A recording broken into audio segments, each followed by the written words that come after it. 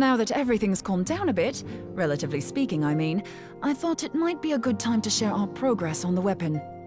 I believe we're on the verge of a breakthrough. Well, don't keep us all in suspense.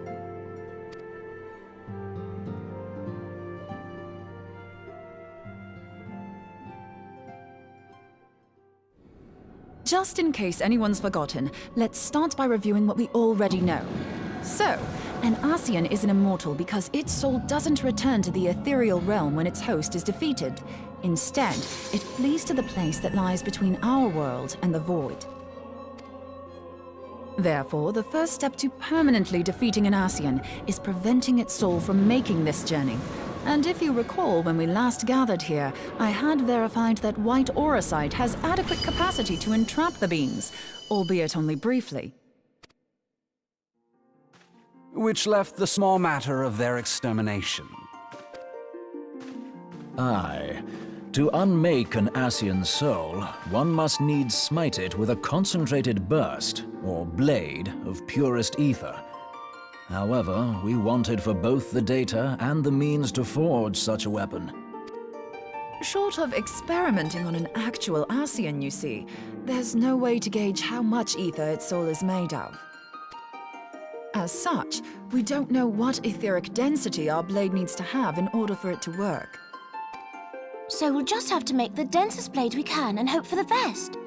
Though that would require a lot of ether. Hang on a minute! Why didn't we think of this before? White auracite can hold an absolute heap of ether, can't it? Please tell me you're joking. God's sakes, Ida. I feel as though I'm reliving the same scene over and over with you. How many times do you need to be told that white auracite cannot store ether for long periods? Being intangible matter, ether is given to dispersion. Only in its crystallized form is it a stable source of energy. I will test you later on this, so see to it you do not forget. Right, yes. It's all coming back to me. So our hopes rest on good old crystals again, do they? While they are certainly reliable, they leave something to be desired in the area of portability. Indeed. I am reminded of the quantity of corrupted crystals required to thwart Leviathan, and the extraordinary lengths to which the Lamentsons went to transport them. What if it should prove that a similar quantity was needed to destroy an Ascian's soul? Or still more? I do not envy the poor sod who has to lug all of that around, on the off chance that an Ascian appears. That's the very problem we set out to solve. And I reckon we've found the answer. If it isn't practical to lug around the ether we need, we'll just have to draw upon another source. And the only viable source is the land. If you mean to tap the Great River of Ether, know that it will entail considerable risk. Meddling with the currents may well induce a surge like to the one which despoiled Moenbryda. Give me a bit more credit, will you? Why would we need to tap the river when there are veritable reservoirs jutting out all over the land? Aye, I speak of corrupted crystals. It might be that their aspect is out of balance, but a crystal's a crystal. It contains ether, and we can help ourselves to it. While corrupted crystals are indeed abundant, there is no guarantee that they will be in close proximity at a crucial moment. But what if we don't need them to be? What if we could tap their power from afar? A malm away, say? If we could do that, we'd have ready access to ether aplenty in almost every corner of Eorzea.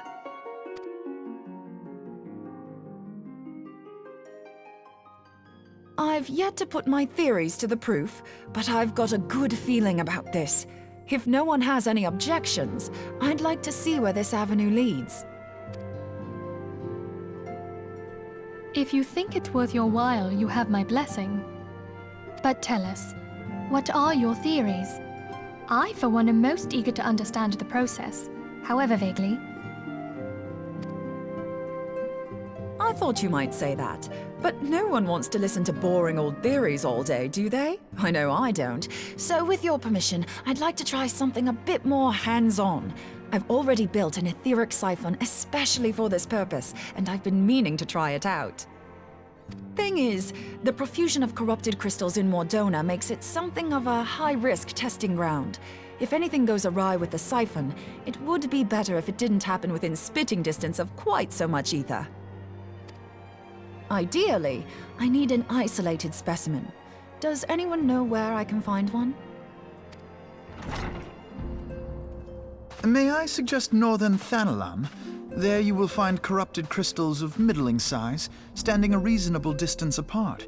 Ideal for your needs, I should have thought. Oh, and if you do elect to visit the place, I should be much obliged if you would assist me in another matter while you are in the area. Has something happened? Movement has been observed at Castrum Meridianum. During Operation Archon, the Alliance dealt the stronghold a heavy blow. Its facilities were extensively damaged, and its garrison reduced to a fraction of its former strength. Not long after our forces withdrew, however, their ranks were replenished by reinforcements from Castrum's sentry. They now seek to rebuild, and to this end they have their sights set upon the ceruleum processing plant. Having lost the Empire's support, the 14th Legion lacks the resources to sustain itself. To them, this is a bid for survival, and they will doubtless fight like desperate men. Though I have dispatched the Crystal Braves, I fear their strength alone may not suffice to stay the Imperial assault. I would request the Scion's aid in the defensive effort. If I didn't know better, I'd say you were trying to inveigle us into fighting your battle with the promise of shiny crystals. Well then, consider me inveigled. I won't lie, the crystals you speak of sound perfect, so the Garleans have to go. Besides, we can't afford to beat about the bush. There's no telling when the Arceans will next appear. Thine eagerness to hurl thyself into the jaws of danger cometh as little surprise. Exercise due caution, I prithee. Though you have become a Crystal Brave, you are yet a Scion, Alphino. We could hardly refuse you. Pray, join the Crystal Braves and lend them your support. Thangred and Papalymo shall accompany you.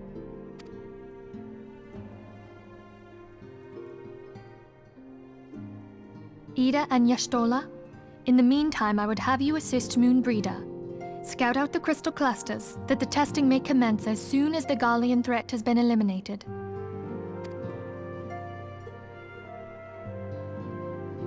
If it please you, I shall continue mine own experiments on white orosite. Thank you, Urianger. Everyone, pray see to your preparations and depart as soon as you are able. Go well, and be safe.